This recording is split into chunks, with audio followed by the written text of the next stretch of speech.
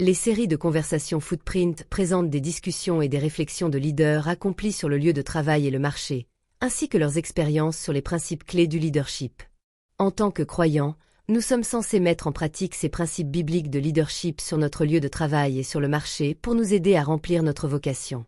La série de conversations Footprint de cette semaine porte sur la première partie de la cupidité. En tant que croyants, nous devons être conscients des dimensions psychologiques et spirituelles de la cupidité sur notre lieu de travail et sur le marché.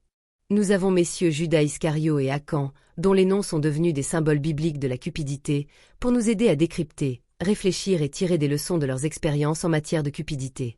Veuillez leur souhaiter la bienvenue aux conversations Footprint.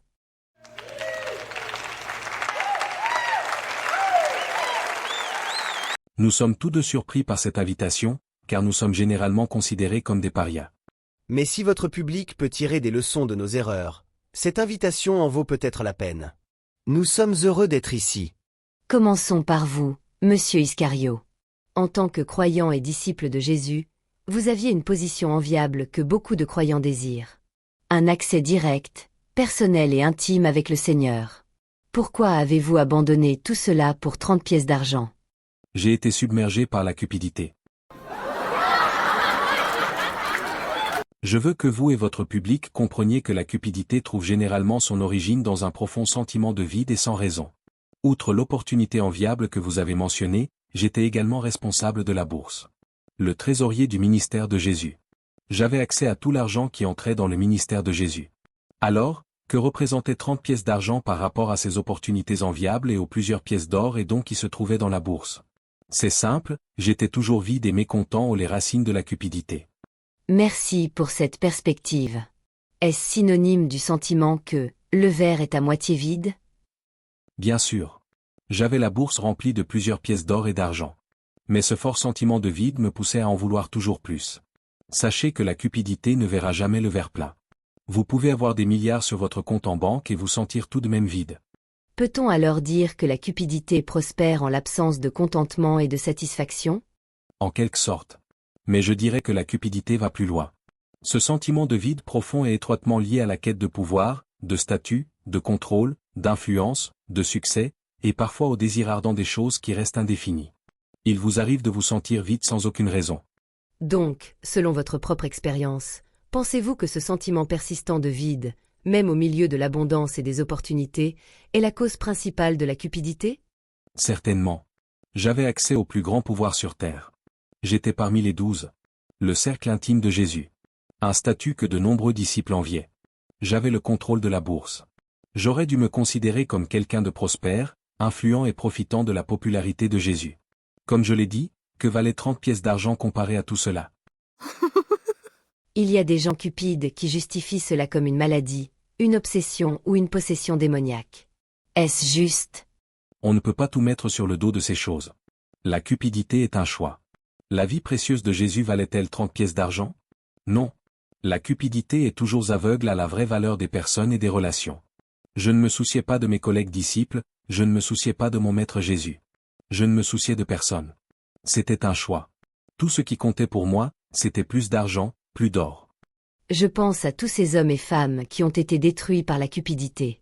Ils avaient déjà le pouvoir, le statut, le contrôle, l'influence, bien plus que le citoyen ordinaire, et pourtant ils en voulaient toujours plus. Permettez-moi de vous rappeler que nous parlons bien de la cupidité. Et c'est exactement cela, la cupidité. Elle veut toujours plus, à n'importe quel prix.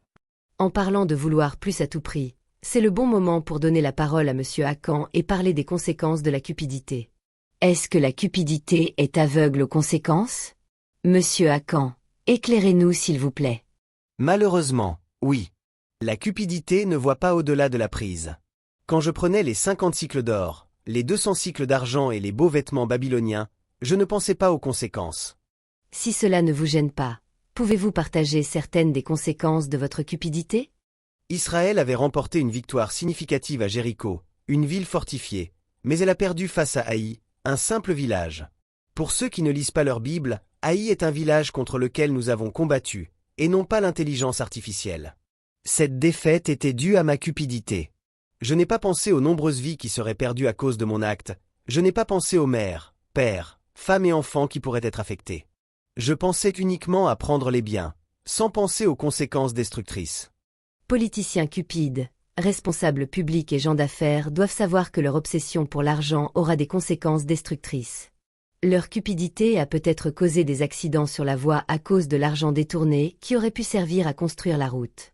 Cette cupidité a peut-être tué des gens qui auraient pu bénéficier d'un meilleur traitement médical grâce à l'argent qui aurait pu construire un hôpital.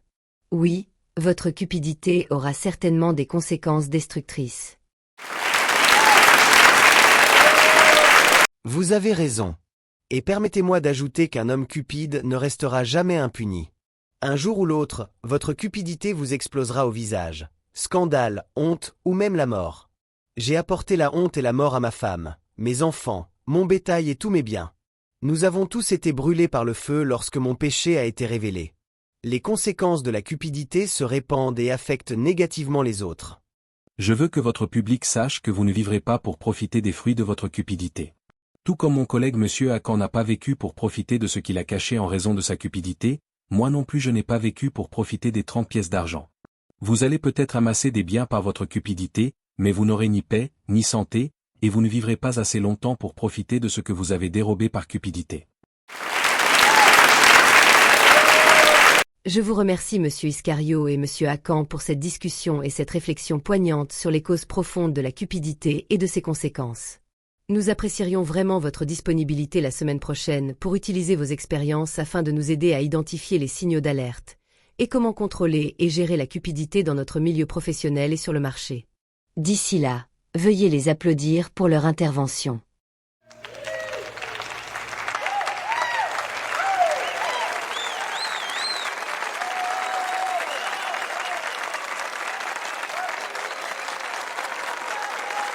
Si la série de conversations Footprint a été une bénédiction pour vous, veuillez la transmettre à d'autres personnes pour qu'elle soit une bénédiction pour d'autres.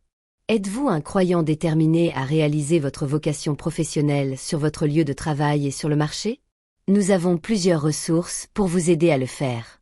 Il vous suffit de vous abonner à la chaîne YouTube pour recevoir les nouvelles ressources que nous créons chaque semaine. Si vous possédez aussi des talents créatifs, contactez-nous et laissons-le céder au Seigneur pour qu'il l'utilise pour avoir un impact sur le royaume.